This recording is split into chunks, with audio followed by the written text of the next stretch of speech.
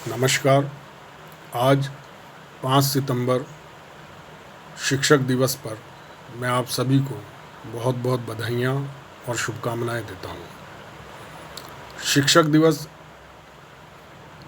का मनाने का प्रस्ताव देने वाले हमारे पूर्व राष्ट्रपति डॉक्टर सर्वपल्ली राधाकृष्णन जी थे, जिनके मित्र और कुछ पुराने छात्र एक बार जब उनसे मिलने पहुँचे तो उन लोगों ने राष्ट्रपति डॉक्टर सर्वपल्ली राधाकृष्णन जी से निवेदन किया कि हम आपके जन्म दिवस को एक भव्य समारोह के रूप में मनाना चाहते हैं। डॉक्टर राधाकृष्णन जी ने उनसे कहा कि इस समारोह को या इस दिवस विशेष को आप मात्र मेरे जन्मदिन के रूप में ना मनाकर क्यों ना संपूर्ण शिक्षकों के दिवस विशेष के रूप में मनाएं।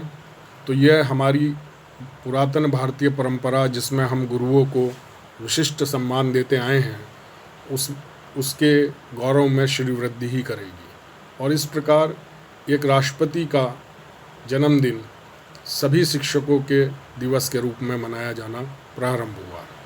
हम लोग ये भी जानते हैं कि प्रेसिडेंसी कॉलेज से शुरू करके और बाद में मैसूर विश्वविद्यालय में वो प्रोफेसर रहे, वो बनारस हिंदू विश्वविद्यालय, जिसको BHU भी कहा जाता है, में वाइस चांसलर रहे। लेकिन भारतीय दर्शन शास्त्र को जो अवदान डॉक्टर सर्वपल्ली राधाकृष्णन का है, उसको वैश्विक स्तर पर स्वीकार किया गया और वो न केवल भारत के एक विशिष्ट दर्शन शास्त्री या एक दर्शन के ज्ञाता फिलासफ़र के रूप में जाने जाते हैं, बल्कि वो विश्व में एक दर्शन शास्त्री के रूप में उनका नाम प्रतिष्ठित है। डॉक्टर राधाकृष्णन ने दर्शन को लेकर या दर्शन शास्त्र को लेकर या भारतीय पुरातन ग्रंथों को लेकर बहुत सारी प्रमाणिक पुस्तकें लिखी हैं, जिनमें से 2 पुस्तकों के संपर्क में मैं आया। डॉक्टर राधाकृष्णन ने तो ये पुस्तकें अंग्रेज़ी में लिखी, जिनमें से एक पुस्तक है रिकवरी ऑफ फेथ। इस पुस्तक का हिंदी अनुवाद जो हमें मिलता है वो मिलता है सत्य की ओर नाम से ये किताब उपलब्ध है। और इस पुस्तक में को पढ़ने से ये पता चलता है कि डॉक्टर सर्वपल्ली राधाकृष्णन को भारतीय धर्मशास्त्र और भारतीय दर्शन शास्त्र दोनों का कितना गहन और गूढ़ जो ज्ञान था, और इस ज्ञान को उन्होंने विश्व साहित्य से जोड़कर भी हमारे समक्ष प्रस्तुत किया। रिकवरी ऑफ फेथ 1956 में प्रकाशित हुई और 1956 में जो कुछ डॉक्टर राधाकृष्णन जी ने लिखा वह अपने आप में इस नाते चौंकाता है कि वे उस युग में भी, जबकि तकनीकी के साधन इतने विकसित नहीं थे, मूलतः ज्ञान की गहराइयों तक कितनी सहजता से गए, और न केवल गए बल्कि उस ज्ञान के बाद उन्होंने वर्तमान से, अपने तब के वर्तमान से उस ज्ञान को संपृक्त करके हम लोगों के लिए भविष्य के कुछ आधार सूत्र वो तैयार किए। तो उस किताब में के कुछ अंश में प्रस्तुत करना चाहता हूँ। अंश प्रस्तुत हैं। एक स्थान पर डॉक्टर राधाकृष्णन लिखते हैं, विज्ञान ने मनुष्य के अपने ही हस्तक्षेप के द्वारा विश्व के संभावित विनाश की जो एक नई विभीषिका उत्पन्न कर दी है, उससे हमें यह चेतावनी याद आ जाती है कि पाप का परिणाम मृत्यु है। दोहराता हूँ कि पाप का परिणाम मृत्यु ही है। आगे राधाकृष्णन लिखते हैं, पहले के ज़माने में सभ्यताएं जब एकाधिक महाद्वीपों में नष्ट हो जाती थी, तब भी दूसरे क्षेत्रों में बनी रहती थीं और अतीत का संचित ज्ञान हमारे बांधवों को जाति के भविष्य की रक्षा की शक्ति प्रदान करता रहता था।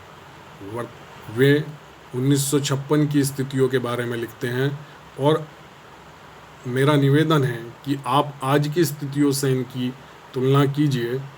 डॉक्टर राधाकृष्णन लिखते हैं, प्रस्तुत है, वर्तमान स्थिति महान संभावनाओं, असीम संकटों एवं अतुलनीय पुरस्कारों से पूर्ण है। यह अंत भी सिद्ध हो सकती है और एक नवीन समारंभ भी। मानव जाति आत्म विनाश करके समाप्त हो सकती है या उसकी आध्यात्मिक प्राणवत्ता पुनर्जीवित हो सकती है और एक ऐसे नवीन युग का आविर्भाव हो सकता है जब यह धरती मानवता के वास्तविक गृह का रूप धारण कर ले। आधुनिक मस्तिष्क अस्पष्ट अलौकिक भयों और गंभीर रहस्यात्मक आकांक्षाओं के बीच डांवाडोल है। डॉक्टर राधाकृष्णन बहुत प्रखर रूप से लिखते हैं, हमारा ज्ञान बढ़ गया है, हमारी जानकारी बढ़ गई है, परंतु विवेक एवं सद्गुणों में हमारा विकास नहीं हो पाया है। वे मनुष्य की जो दुर्बलता है उससे सहमत नहीं है और बहुत स्पष्ट रूप से लिखते हैं, मानव निष्ठुर भाग्य की दया पर आश्रित नहीं है। वो भाग्य की तक भी जाते हैं। मानव निष्ठुर भाग्य की दया पर आश्रित नहीं है। संकल्प करने पर वह अपने अतीत इतिवृत्त में विकास कर सकता है।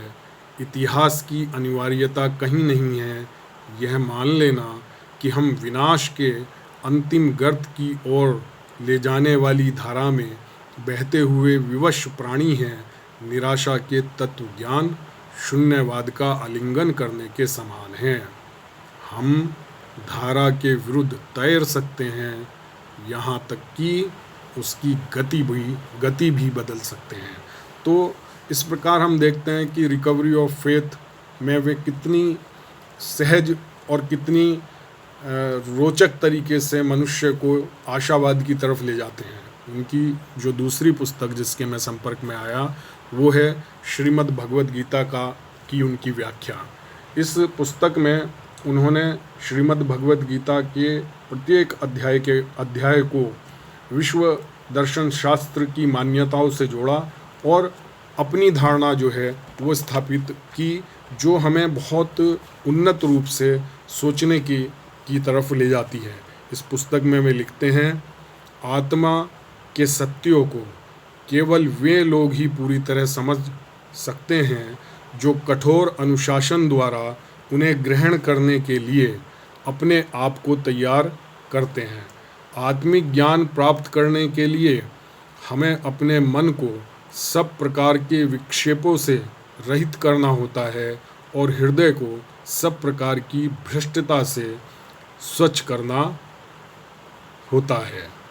तो इस प्रकार से वो बहुत स्पष्ट रूप से ये संदेश देते हैं कि यदि हम आंतरिक शुद्धि नहीं करेंगे, यदि हम वैचारिक शुद्धि नहीं करेंगे, तो हम बाह्य उपलब्धियों को प्राप्त नहीं कर सकते हैं। आज शिक्षक दिवस पर मैं उनकी इन दो पुस्तकों के कुछ अंशों का पाठ करके स्वयं को कृतार्थ अनुभव कर रहा हूँ। पुनः आप लोगों को शिक्षक दिवस की बहुत बहुत शुभकामनाएं।